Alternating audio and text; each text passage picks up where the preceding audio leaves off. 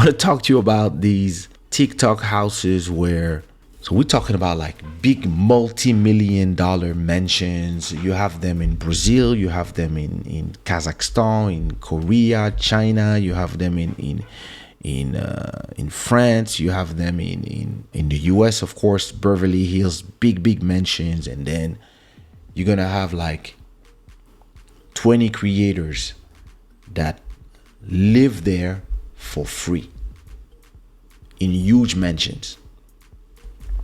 And there's no rent. The only rent you have to pay is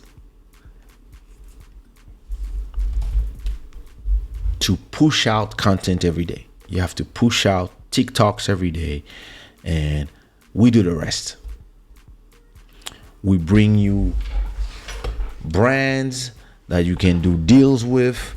We bring you XYZ, and you have to do posts for them. And because you're not paying the rent of this $20 million mansion where you can sleep for free, you don't really know, or you don't really get paid that much for all the brand deals, because you work for our structure that owns the house, because somebody has to pay the rent. And how they pay the rent is by selling all these ads from these kids in these houses.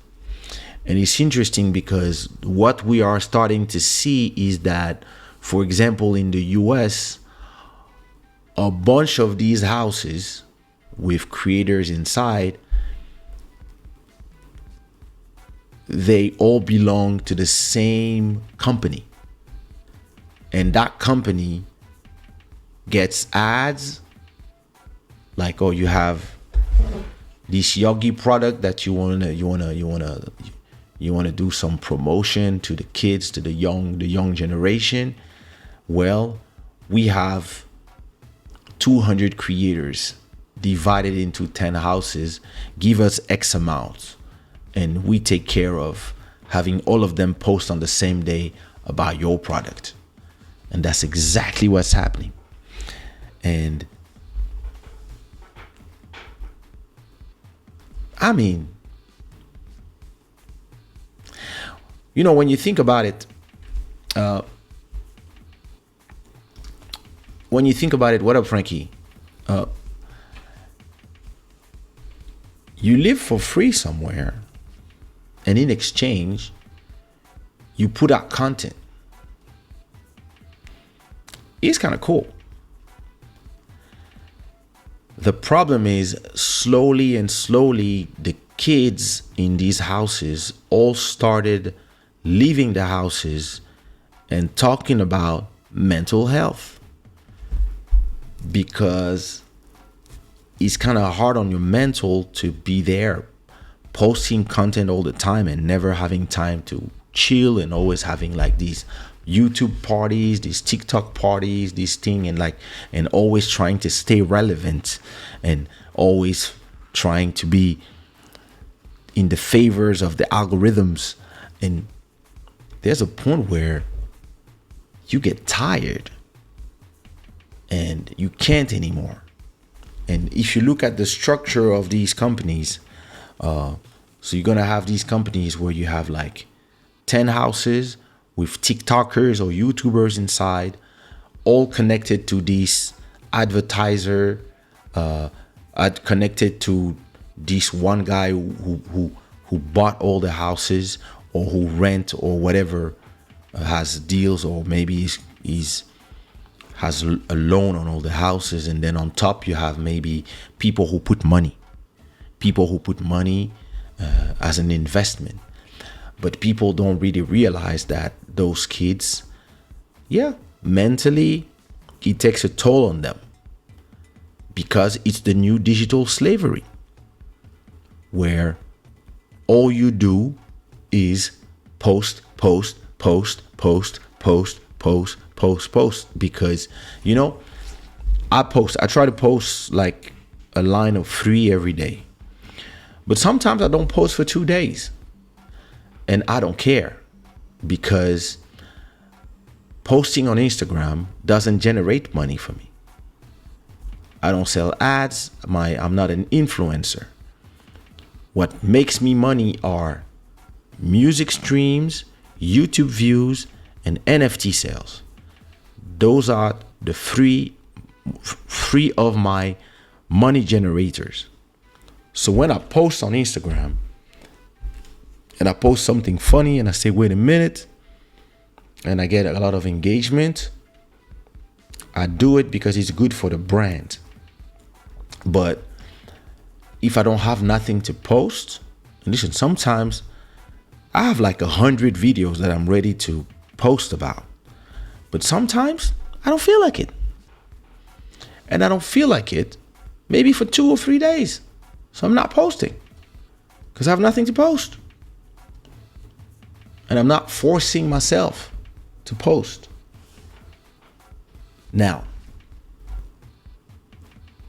if I was in a house with a bunch of other creators partying and living for free, but in exchange, I have to post about my regular stuff plus sponsored content every day, well, it's kind of a good deal until you're tired.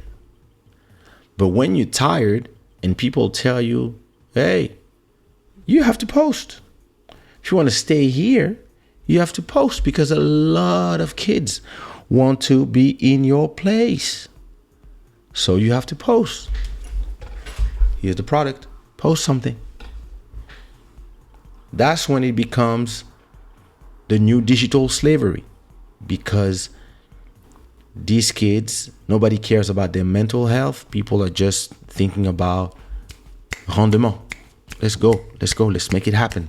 Let's post. We have to post. We have to have millions of people seeing these products. And you have 10 million followers. You have 10 million. You have 10 million. You have 10. Okay, that's 100 million altogether. We need to see an engagement of 400 million minimum. Okay, mission accomplished. Well done. Tomorrow, same thing. Tomorrow, same thing. Tomorrow, yeah, we partied last night. I don't care. Tomorrow, and at a point you start realizing that it's kind of, I wouldn't say it's exploitation, because you kind of, Emery, thank you so much for supporting the club. Shada, thank you so much, my brother. And you end up at a point realizing that you cannot do it on the long run, because on the long run,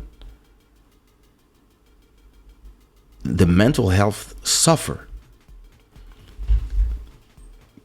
Look at my example. Yesterday, I was supposed to be live, and because I wake up super early these days because of moving, because of taking care of all the stuff about the new house, the old house, plus the kid birthday, plus the other kid is coming soon, etc. And going to the gym, etc. When it's Club Shada time, I'm tired sometimes. And that's also why I want to have my office, so that when I know that I'm going to be tired tonight, maybe I can go live earlier.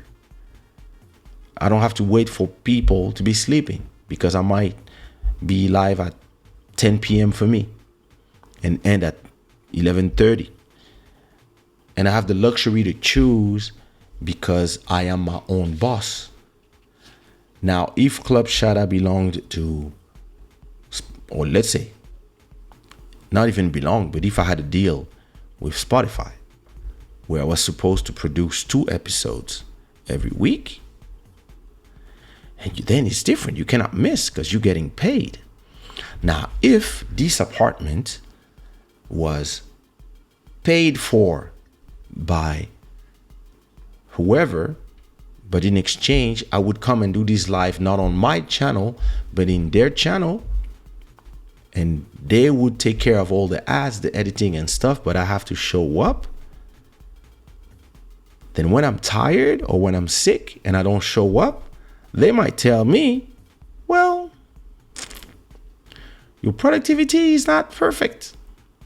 We might replace you with somebody else that is fresher and younger. And there's this pressure to keep posting, to keep being part of the thing, to keep partying, to keep smiling, to keep all that. And when you look at all these people, carefully selected, a blonde one, a brunette, one black girl, one brown guy, etc., etc. Like, and it's the same thing in all these countries, huh? When these kids start asking about the business, hey, how much did we make? How much did we generate from the past 6 months of ads?